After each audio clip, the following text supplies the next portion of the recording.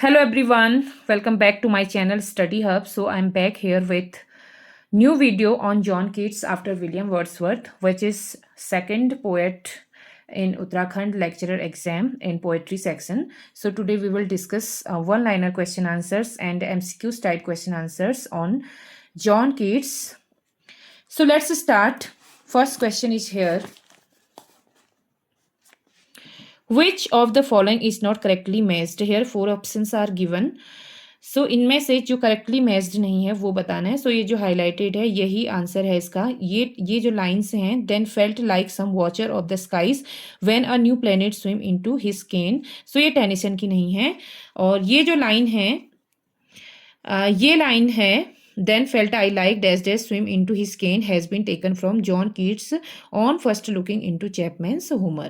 So John Keats का work on first looking into Chapman's Homer की 9th और 10th line है. Next question. Who coined the term negative capability? So negative capability term is coined by John Keats in 1817. Next question. Keats' idea that the poet submerged his her sense and perception in the experience of another entity or even object corresponds to his theory of negative capability. ये चीज negative capability के अंदर कही गई है. Next question. Arrange the following chronologically. आपको ये sequence से लगाने हैं फ्रेंड्स. यहाँ पे 4 ओट्स ये हैं जॉन कीट्स के और 2 ओट्स यहाँ पे हैं. सो ये 6 ओट्स दिए गए हैं जॉन कीट्स के. तो आपको एक क्रोनोलॉजिकली लगाने हैं, मीन्स सिक्वेंसेस लगाने की, फर्स्ट सेकंड थर्ड फोर्थ ऐसे करके. तो इसमें से जो ऑप्शन ए है वो करेक्टली मैच्ड है, मीन्स 4 2 6 1 5 3 सही ऑप्शन है. इसके अकॉर्डिंग जो फोर्थ नंबर का ओड है means ode to Grecian earn, ये फर्स्ट नंबर पे आ जाएगा. एंड देन सेकंड नंबर का ode to indolence after Grecian earn, ये वाला ओड कीट्स ने लिखा था. देन 6 नंबर पे है ode to melancholy, third number पे ये लिखा है. और देन फर्स्ट नंबर पे है ओड टू नाइटिंगेल, मीन्स ये फोर्थ नंबर पे है. सो देन फिफ्थ नंबर पे है ode to Psyche, and last one is third है हमारा ode to indolence. So ode to indolence last में लिखा गया है. तो इस तरीके से क्रोनोलॉजिकल सीक्वेंस है जॉन कीट्स के ओड्स का. Next question. Which poet illustrated empathy in these lines? If a sparrow comes before my window, I take part in its existence and pick about the gravel. So ये Keats की line है. Next question. There is a strange union of change and stasis in two autumn which Keats himself termed as. तो अपने आप को Keats ने stationing बोला है. Next question. John Keats La Belle Dame sans Merci is a literary ballad, और ये John Keats ने पब्लिश किया था May 10, 1820 में. सो ये भी इसके साथ आप रखें. इसका जो सब टाइटल है the beautiful lady without pity भी से कहा गया है.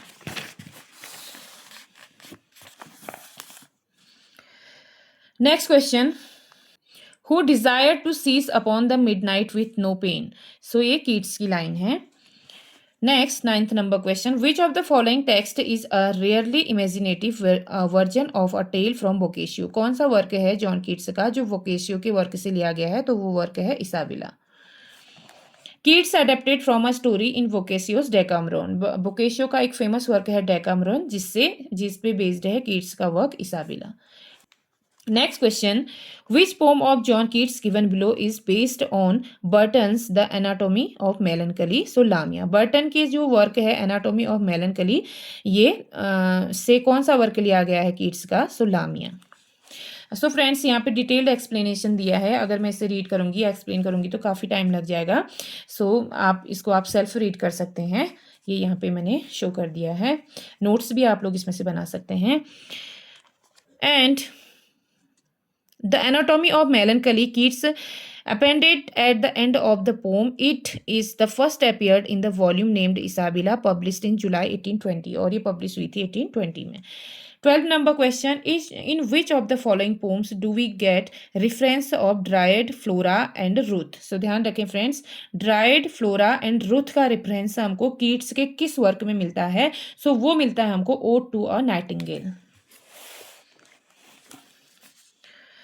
इसका डिटेल एक्सप्लेनेशन यहाँ पे है। ड्राइड फ्लोरा, रुथ का क्या मीन्स है, जैसे ट्री निम्फ है ड्राइड और ग्रीक माइथोलॉजी में, और Flora means Roman goddess of flower है, और spring Ruth refers to a Ruth of the book. Next है a thing of beauty is joy for ever is the opening line of which poem by the romantic poet John Keats. So a thing of beauty is joy forever, ये कौन से work की opening line है? सो Endymion की है। Endymion is a poem by John Keats, first published in 1818 by Taylor and Hesse. So ये याद रखना है, टेलर और हेसे ने इसको 1818 में पब्लिश कराया था सबसे पहले। Of Fleet Street of London, Endymion is written, rhyming couplets में लिखा गया और आयम्बिक पेंटामीटर में है। John Keats dedicated the poem to the late poet Thomas Chatterton. Friends, Thomas Chatterton की भी अर्ली एज में ही डेथ हो गई थी, बहुत कम एज में। सो थॉमस चैटरटन की डेथ पे जॉन कीट्स ने एंडीमियन लिखा था। तो एंडीमियन जॉन कीट्स ने थॉमस चैटरटन को डेडिकेट किया है। Away away for I will fly to thee, ये जो लाइन ली गई हैं ये ली गई है नाइटिंगेल से। So the above lines are taken from John Keats ode to a nightingale, 1819 में ये पब्लिश हुई थी। Next question, Keats was a Greek, this comment was given by. Keats को ग्रीक कहा है, किसका कमेंट है कि कीट्स ग्रीक था? सो सैली ने बोला है कीट्स को ग्रीक, क्योंकि उनके वर्क में हेलेनिज्म देखने को मिलता है। सो इसीलिए सैली ने कीट्स को कीट्स वॉज अ ग्रीक कहा है। जैसे इनके जो वर्क हैं, the story of Endymion, Lamia and Hyperion are based on Greek legends, Greek legends पे, ग्रीक स्टोरीज पे बेस्ड हैं एंडीमियन, लामिया और हाइपेरियन। सो इसीलिए कीट्स को हेलेनिस्टिक पोएट भी बोला जाता है। The fall of Hyperion is the fall of Hyperion क्या है? सो ये है epic poem, fall of Hyperion epic poem है। Next 17th number question, which of the following is not true about Keats To autumn. Keats के To Autumn के लिए कौन सी लाइन करेक्ट नहीं है? Autumn is personified in this poem, autumn को इस पोम में ऑटम को पर्सोनिफिकेशन के रूप में दिखाया गया है, मीन्स कि उसको ह्यूमन एट्रीब्यूशन दिया गया है, मानवीकरण किया गया है, ये सही है। It is a sensuous poem, ठीक है, ये भी सही है। It is written in 3 stanza structure each of 11 line, ये भी सही है, उसके हर स्टेंजा में 11 लाइन्स हैं। But it is a sonnet, ये गलत है, क्योंकि ये सोनेट नहीं है, ये है एन ओड, मैंने यहाँ पे हाईलाइट किया है। To autumn is an ode, sonnet ये नहीं है, that's why B option is wrong here. Next, who coined the term negative capability? Again repeat this question. So John Keats coined the term negative capability. Next question, how did the romantic poet John Keats die? John Keats की death किससे होती है, कौन सी बीमारी से होती है? सो tuberculosis से उनकी डेथ होती है। यहाँ पे फ्रेंड्स, यहाँ पे 20 दिया है, रॉन्ग है, उनकी डेथ 1821 में हुई थी, 25 के एज में। सो इन कीट्स लामिया, लामिया इज, कीट के लामिया में लामिया कैसी है? एक हाफ वीमन हाफ स्नेक है वो, enchantress, half women half snake, आधी वुमन की तरह और आधी स्नेक की तरह, लाइक मॉन्स्ट्रस, तो इस तरीके की है लामिया। सो यहाँ पे लिया भी है, लिखा है, the Lamia was a monstrous in the form of women of half snake half woman. Next question 21 number question, which of the following was John Keats first poem odd to Nightingale? So इसमें Ode to Nightingale उनकी first poem है, और ये आप self read कर लेना। Next, Porphyro and Madeline are lovers in, Porphyro और Madeline किस में आते हैं? ये हैं the ewe of Saint Agnes के करेक्टर हैं, ये the ewe of Saint Agnes में आते हैं ये दोनों। और the ewe of Saint Agnes is a romantic narrative poem of 42 Spenserian stanza, 42 Spenserian stanza में है, set in the Middle Ages, Middle Age में इसकी सेटिंग है। It was written by John Keats in 1819 में लिखा गया है और पब्लिश किया गया है 1820 में। फ्रेंड्स, 1819 में कीट्स के बहुत सारे वर्क आए हैं, बहुत फेमस ओड भी और बहुत फेमस वर्क भी आए हैं, दैट्स वाई ये ईयर कीट्स का ये ईयर बहुत प्रोडक्टिव ईयर भी माना जाता है इंग्लिश लिटरेचर में। Next question 23 number question, Keats tombstone reads, Keats के टॉम्बस्टोन में क्या लिखा है, उनकी कब्र पे क्या लिखा है? Here lies one whose name was writ in water, ये है कीट्स का एपिटैफ, ये पूछा जाता है, इसको ध्यान रखना। नेक्स्ट है she dwells with beauty beauty that must die who said these lines in this poem in his poem. अपने पोम में she dwells with beauty beauty that must die ये लाइन किसने कही है? सो फ्रेंड्स ये line कही है John Keats ने। और ये लाइन जो है ओड ऑन मेलनकली की है। और जो ओड ऑन मेलनकली पोम है is one of the 5 odds, उनकी जो 5 ओड्स हैं उनमें से एक है, composed by English poet John Keats in the spring of 1819। Also 1819 में ये लिखी गई है। सो फ्रेंड्स जैसा कि हमको 50 क्वेश्चन करने हैं तो हमको फटाफट रिवीजन सीरीज में फटाफट इनके आंसर बोलने पड़ेंगे विदाउट ऑप्शन के। 25 नंबर क्वेश्चन है identify from the opinions identify from the options given below the features that makes Keats' ode on aggression urn unique among the other odes। तो इसके लिए सही ऑप्शन है the tone and thematic elements of the classical odes। इस reason की वजह से ये जो वर्क है उनका बहुत ज़्यादा यूनिक बन गया है सभी ओड्स में से। नेक्स्ट है और friends Ode on Grecian Urn was written by influential English poet John Keats in 1819। So 1819 में ही ये भी लिखा गया है। नेक्स्ट क्वेश्चन है which famous romantic poet contains the lines beauty is truth truth is beauty. Very important and famous line. So ये lines आती हैं Ode on a Grecian earn. ये Ode on a Grecian earn की famous line है। The famous romantic poem Ode on a Grecian Urn contains the line Beauty is truth, beauty is truth, truth is beauty. This poem was written in May 1819 and published anonymously in January 1820। बिना नाम के इसको publish करा दिया था 1820 में। Next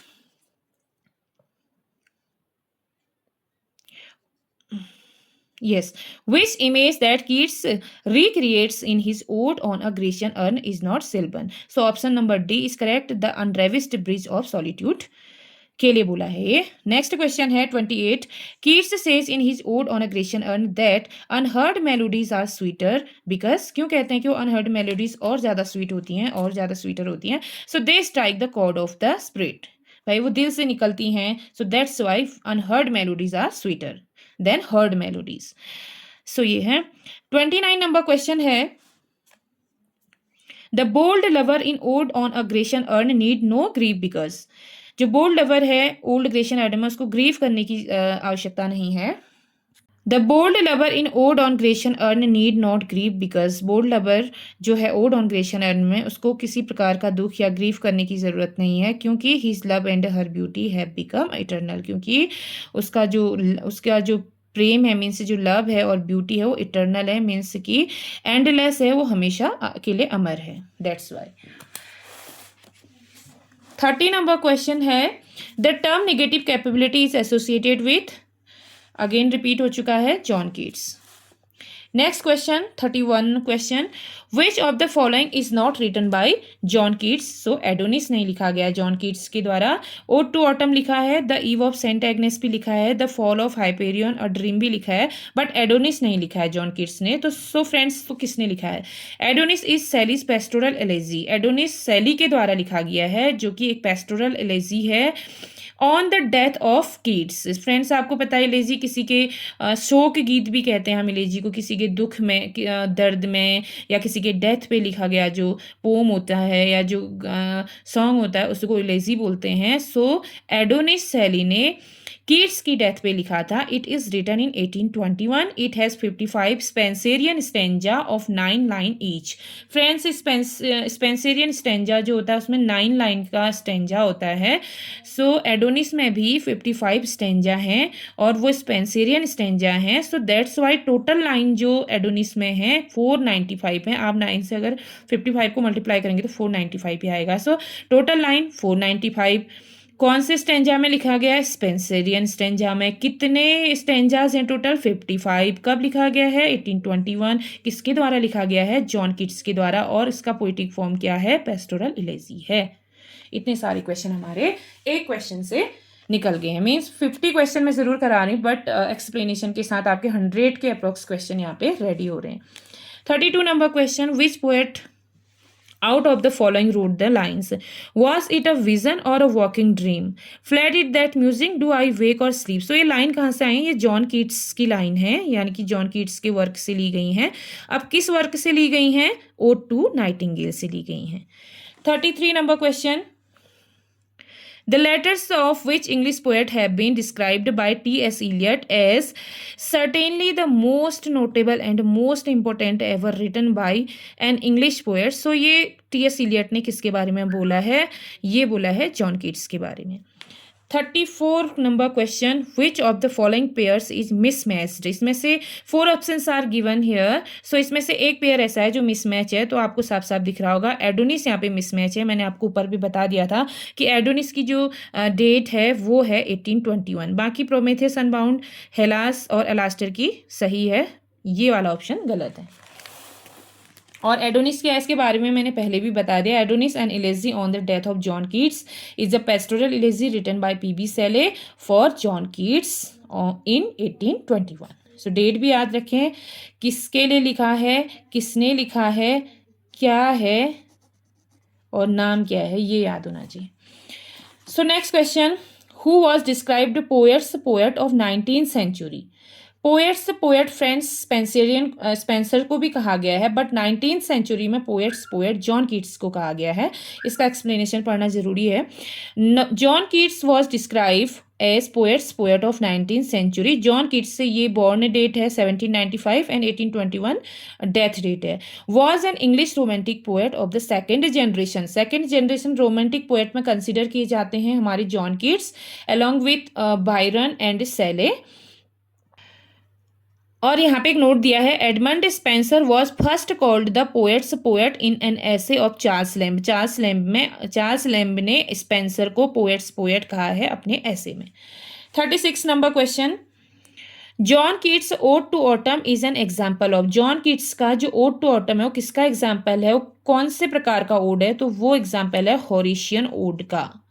so Horatian odd का example है ओड टू ऑटम, और ये लिखा गया था 19 सितंबर 1819 को और पब्लिश किया गया था 1820 को.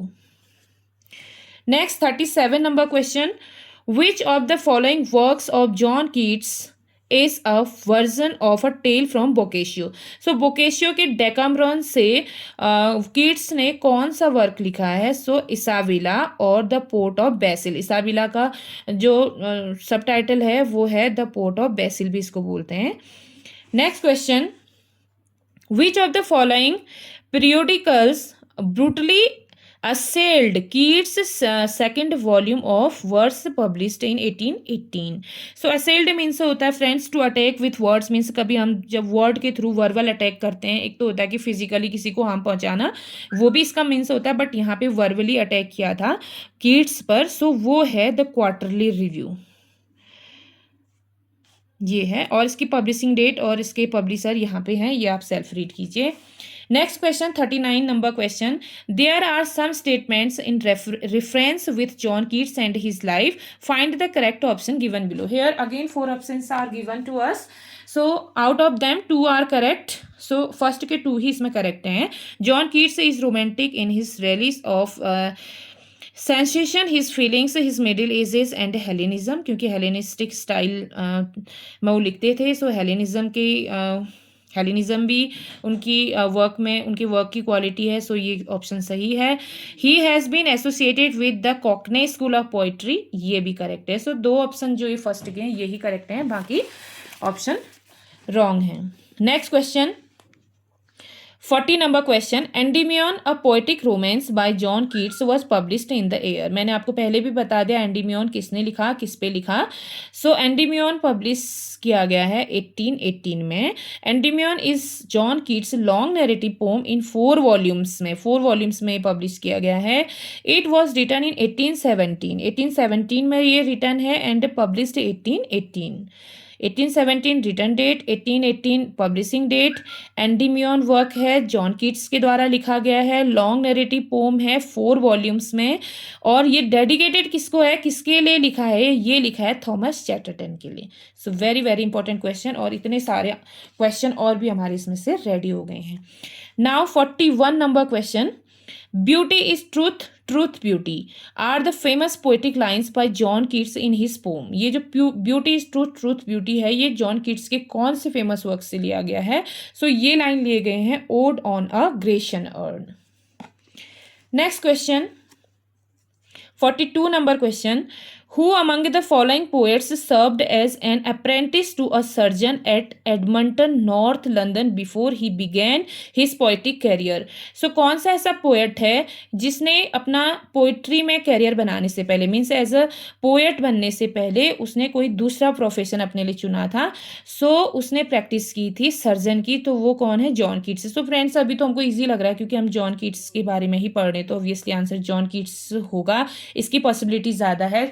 सो हम गैस करके भी बता सकते हैं, पर पेपर में हमको ये कन्फ्यूजन क्रिएट करते हैं. सो सर्जन का काम किसने किया था? जॉन कीट्स ने किया था. कहाँ पे किया था? एडमंटन, नॉर्थ लंदन में. Before began his poetic career. 43 number question.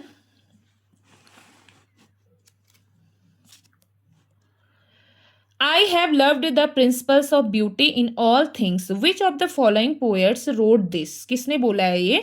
So John Keats ने बोला है ये.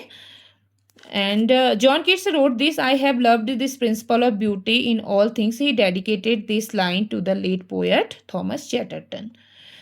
थॉमस चैटरटन की भी अर्ली एज में ही डेथ हो गई थी, तो उनको ये लाइन कीट्स ने डेडिकेट की है.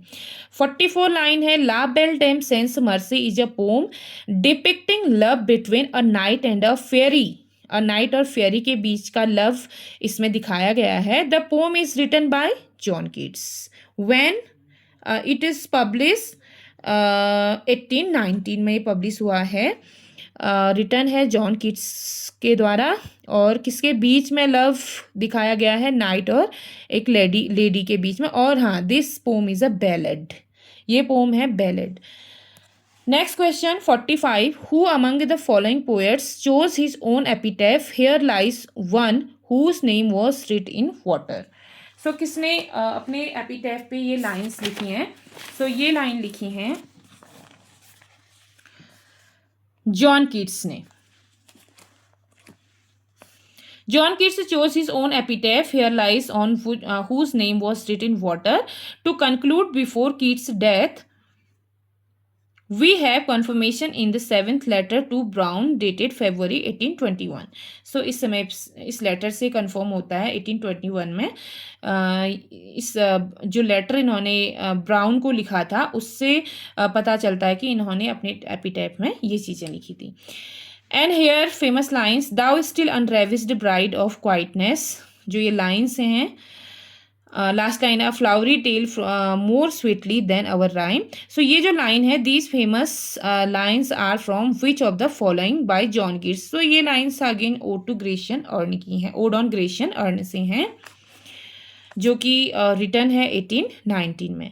नेक्स्ट क्वेश्चन है 47. A thing of beauty is joy for ever occurs in. So जो ये फेमस लाइन है, a thing of beauty is joy for ever, ये कौन से वर्क से ली गई हैं? Very famous and important work, because देख सकते हैं आप कितने बार एग्जाम में पूछा गया है. यहाँ पे मेंशन है a thing of beauty Joy for ever. ये लिया गया है एंडीमियन से. और एंडीमियन क्या है? Endymion is a poem by John Keats, first published in 1818.